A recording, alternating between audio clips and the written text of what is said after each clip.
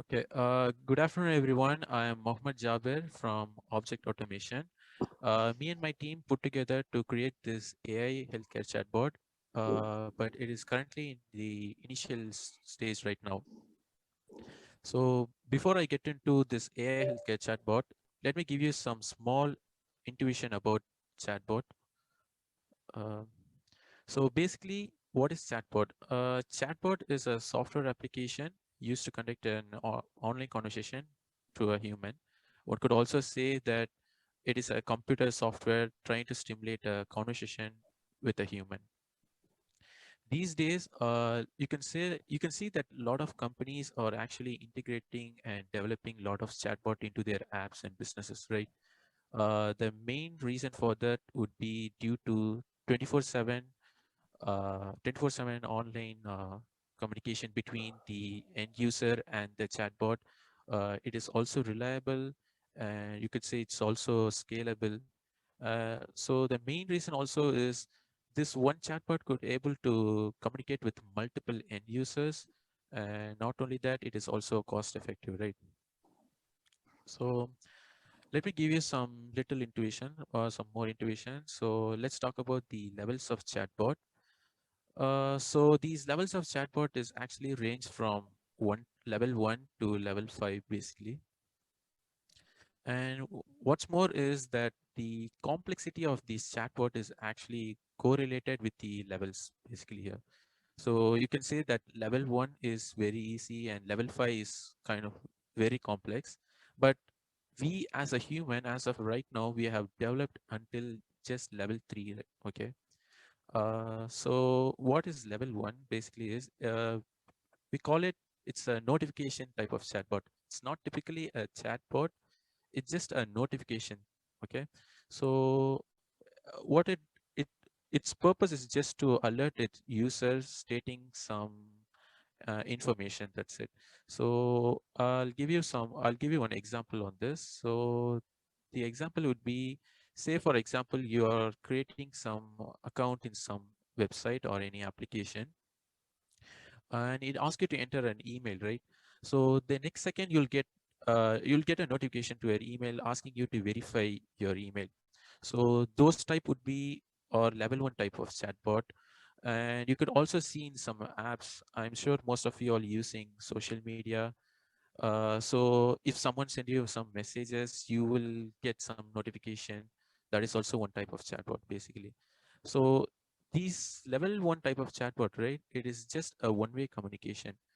What I mean by that is, even if you try to send a message back to this chatbot, it will not even read. So it will be irrelevant. Whatever you do is irrelevant for this type of chatbot. So yeah, next up is level two chatbot. Even our healthcare chatbot is level two actually. This chatbot is actually called FAQ or question answering chatbot. What it is actually it totally depends on the developer here, and he or she has to, he or she has to decide all the questions. All the question has to be predefined, and more. Also, you will have some databases in the backend, so you will have some knowledge database here. Actually, you can use any database for this level 2 chatbot, but I'll prefer you to go for knowledge-based database. Uh, I'll explain you about knowledge base in later slide, but for now, let's keep that in mind. Okay, so I'll give you an example for this. Let's just say I'm creating a chatbot related to Albert Einstein. So what it is basically uh, this chatbot will have all the knowledge about Albert Einstein, and whatever type of question related to Albert Einstein. If I ask to this bot, it has to give me some answers. Okay. So in order to create such bot, what you will be doing is you have to first of all scrape all the data related to Albert Einstein through internet or anything. And you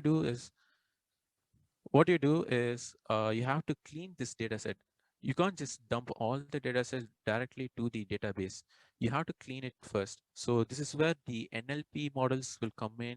Here you'll have to tokenize your data set, you have to lemmatize it, and then you have to use something called name entity recognition. I'm sure most of you have heard about this.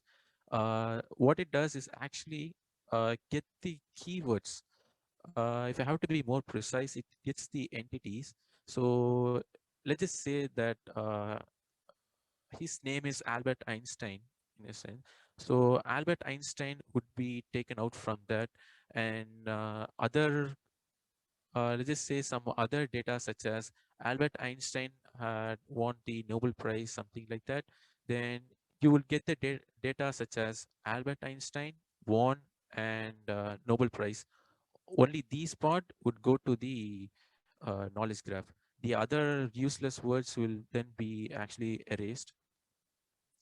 So after this, after you dump all this text data, after cleaning it, after you dump into the knowledge graph, what you do is you in a sense, either the chatbot or the user will stir up the conversation. Let's just say the chatbot says, "Hi, what can I do for you today?" And the user says like, "When was Albert Einstein born?" So what the chatbot will do is it gets that question from the user and basically get the entities from it. So it just takes the bond from that question, and what it does, it traverses the knowledge graph and find for a keyword bond, and then get the answer from it, and finally give the specified answer to the user. But one more thing is the user has to cooperate with the chatbot for this type of level 2 chatbots basically. Why I'm telling you this is because uh, if you're creating a chatbot related to some specific domain, then the user has to ask questions related to that domain only, not to some other domains. So if you do that, then the chatbot will obviously give you some wrong answers. So you can't expect it to work it during those times. So that's all about level 2 chatbot. So now we'll talk about level 3. Level 3 is something called contextualized AI. It is it is basically what you see in your smartphone in day-to-day life. It is something more complex, and it doesn't really depend on uh, one particular field, like unlike level 2 chatbot.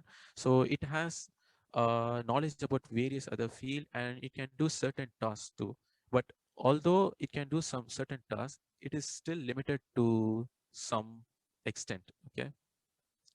So for example, uh, let's just say you own an Alexa bot. It can basically do lots of stuff like sing, talk to you, and it can also like order some items from Amazon. But if you are, let's just say I'll give you one example. If you ask the Alexa to hack the government, it basically cannot really do it because it doesn't really have a knowledge about it, or it's not meant to do it.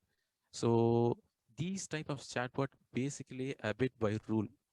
Okay, that's one more thing. So we as a human currently in this phase, which is level 3. So as for level 4 and level 5, we are yet to develop all the stuff. We need more research into it, and we require some around decade in order to get to level 5, I'd say. But I'm sure most of you all heard about this level. Okay, before that, level 4 chatbot is called personalized AI.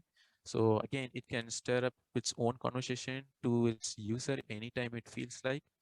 And as for level 5, it is an autonomous AI. The name itself suggesting you that autonomous means it's an independent, right? Meaning it can do whatever it wants. It doesn't actually abide by any rule. So the other term for this autonomous AI would be sentient AI. I'm sure most of you all heard about this news about Google Lambda. Someone stating that this Google Lambda is actually a sentient AI. We can't really be sure about that, but anyway. So the sentient AI is basically is independent and doesn't really abide by rule. Okay. Now let's talk about the basic components that that we are implementing in our AI healthcare chatbot. So it has four components such as data fetchers, data interpreters, chat agent, and also improving the accessibility. So I'm sure most of you are thinking this is a chatbot, so we are fetching data only through text, right? It's necessarily not that case. We are actually trying to expand our project not only related to chatbot, but also from other sources also. So basically, this in this data fetcher component, we are planning to fetch the data through various sources such as IoT devices, MRI scans, medication taken, checkup reports, and medical history. So our chatbot would able to fetch the data not only through text, but also from images and also from the IoT devices.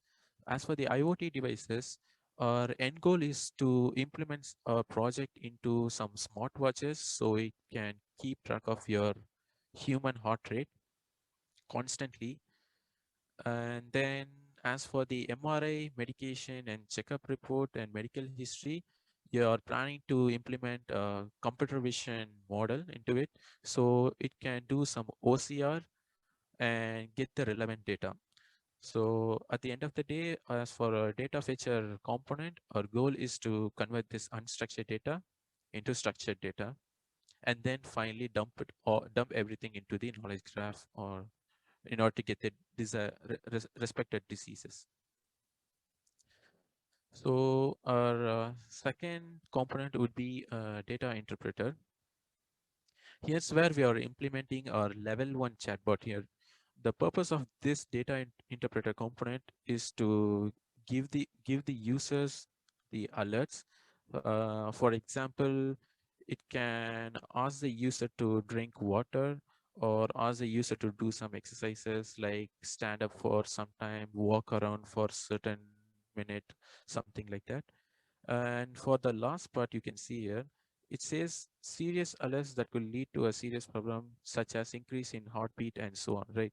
So, like I said, we are planning to implement this app into some smartwatches so it can constantly read human heart rate. So, for example, if it finds some abnormal heart rate, what it does, it actually notifies the user stating that the user is having some abnormal heart rate, and it also suggests you some nearby doctors. I'll explain about how it suggests the nearby doctors in later slide.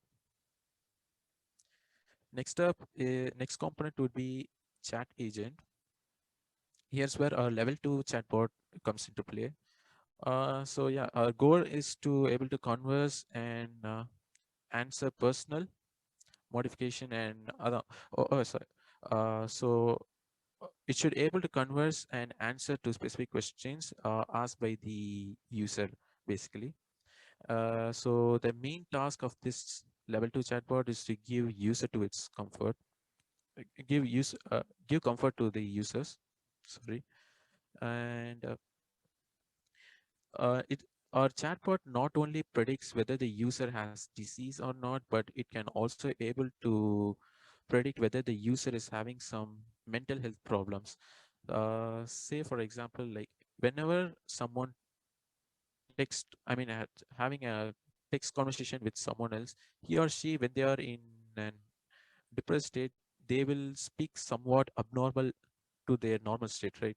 So we are planning, our end goal is to predict whether the user is having some mental health problems or not. So with this, we can also able to recommend some doctors or some therapists based on this. And this would be our final component, that is improving the accessibility. For initially, our chatbot will able to communicate through only English. So later onwards, we are planning to make the chatbot to understand multiple languages, such as starting with the Indian languages, basically. So yeah, now let's talk about what our chatbot will initially ask. So when the user or the chatbot stirs up the conversation, basically the chatbot will ask three questions initially.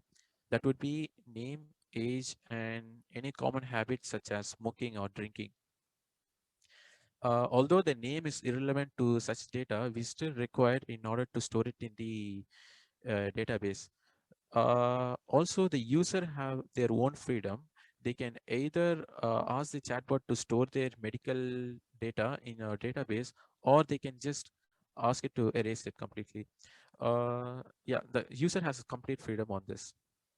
They can either use it for one-time purpose, or they can store their data in a database, and then next time when they come in, a chatbot will also be um, able to understand current symptoms based on their previous medical report. Uh, okay. So at the end of the conversation with the chatbot, what it does, it basically suggests you a doctor.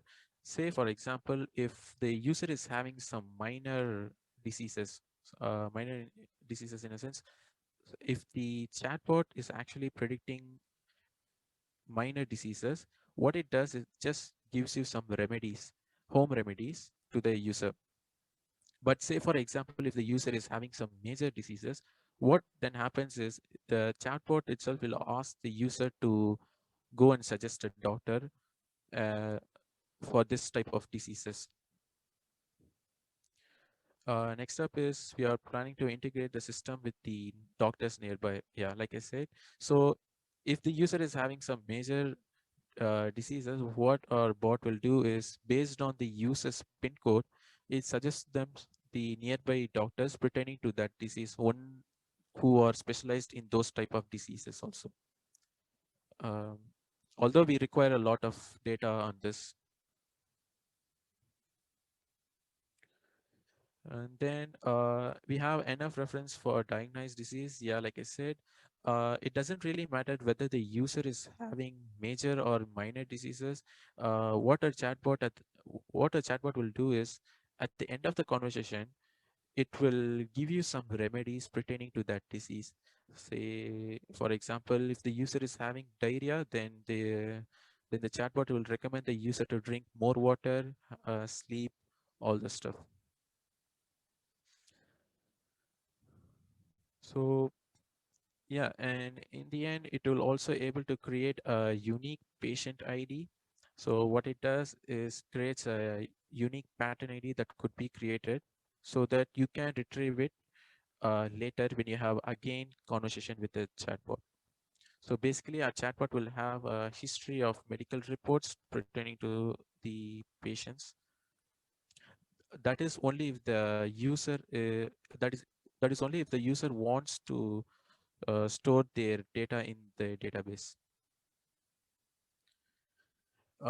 Next up, like I said, we are planning to collect data from various sources.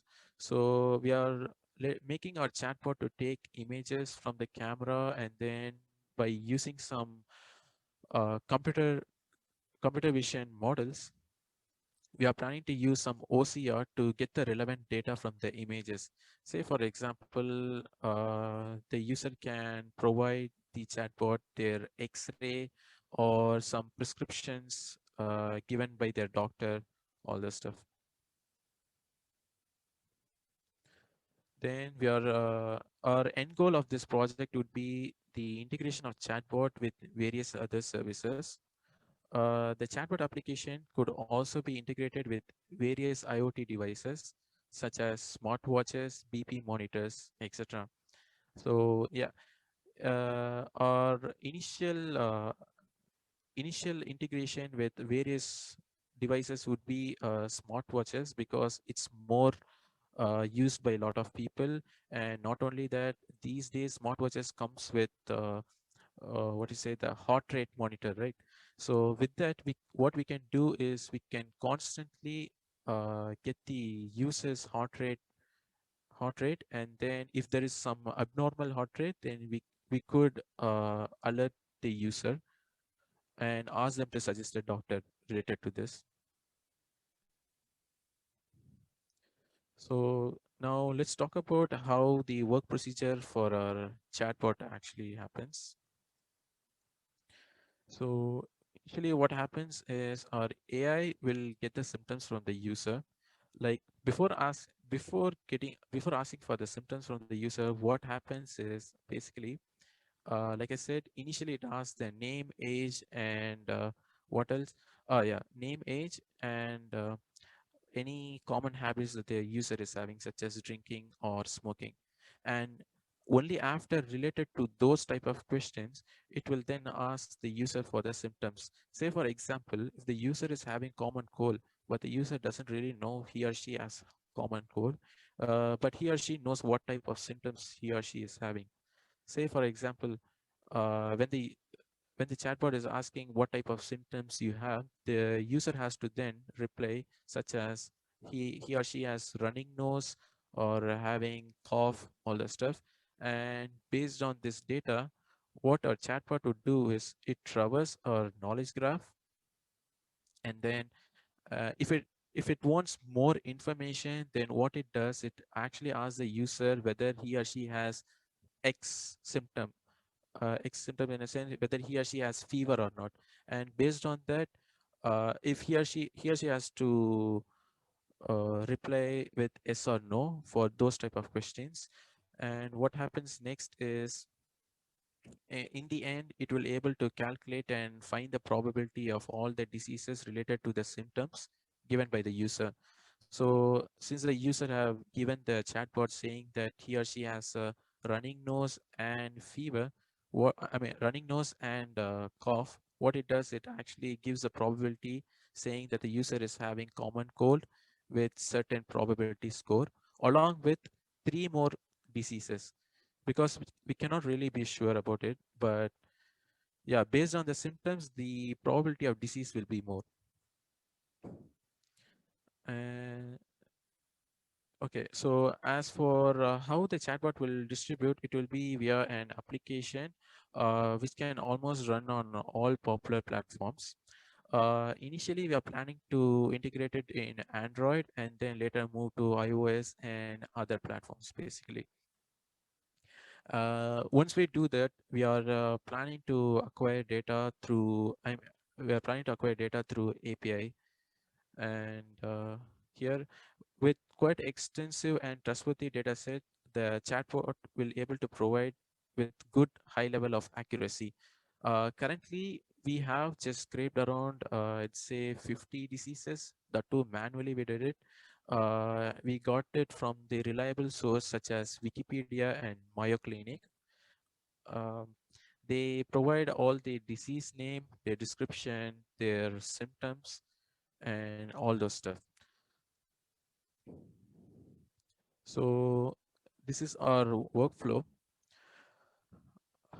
So initially what happens is, when the user starts up the conversation with the chatbot, like I said, the chatbot will ask for the user's name, age, and the common habits. And then after that, the chatbot will require some symptoms, and the user has to provide the symptoms. Like he or she must know at least one or two. And only based on those symptoms, our chatbot will be able to provide the diseases.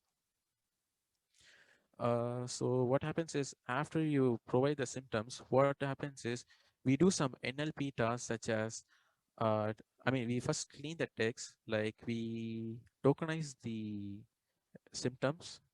If he or she has given the symptoms, what we do is we tokenize the text data given by the user and lemmatize it and finally get the name entity recognition. And we just take that name entity recognition, and what we do is we actually traverse the knowledge graph, and in the end we'll come to a conclusion, right?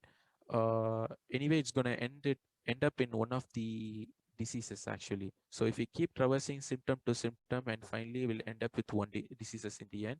And by doing this process, what happens is we came to know that the knowledge graph is actually giving us not just one diseases, but also two or more diseases, basically.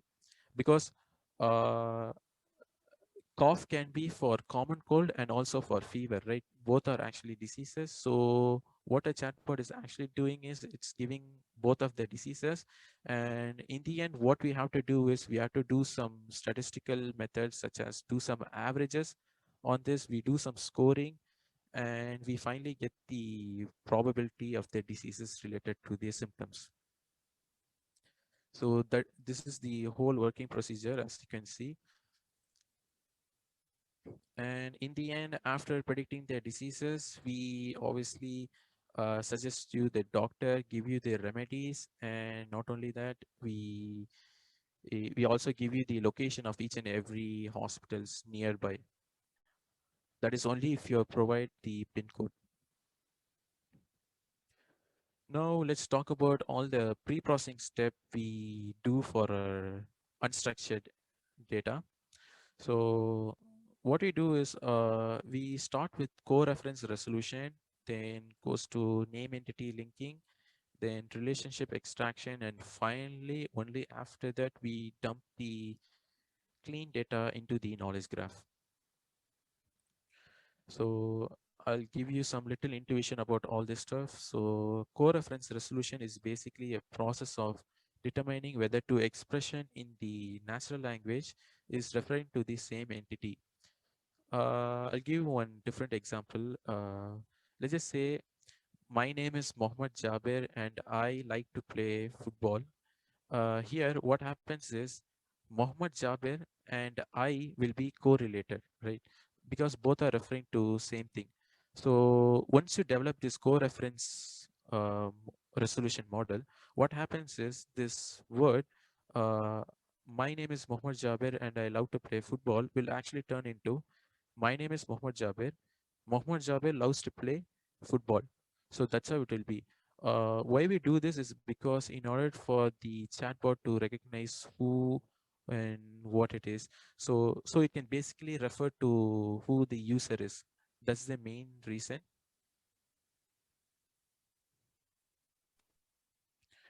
And next up is name entity linking. It is also called, some people would also refer to as NER.